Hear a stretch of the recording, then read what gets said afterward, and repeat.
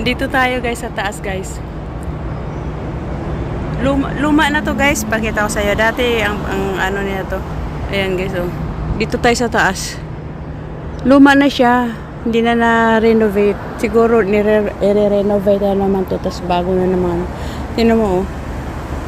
Luma na yung mga kahoy. Di ba? Tara guys. Tayo. Nagpagod lang talaga ako sa sarili ko.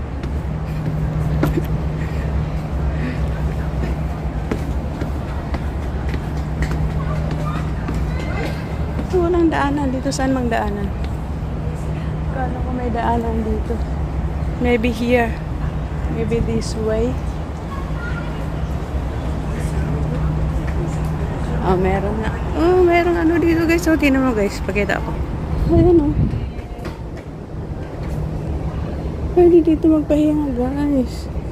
Ganda naman. Ayan oh. Hala guys, nai-ebs ako. Ah, ito yung ano. Pwede mag-jogging.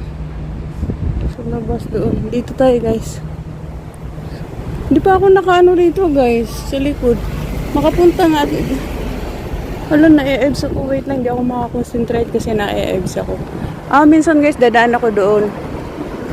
Tapos punta ako rito dyan. Hala guys, i-ebs talaga ako. Wait lang. Visit. May CR dito. Makaya ko pa kaya. Kailang di ako makakonsentrate.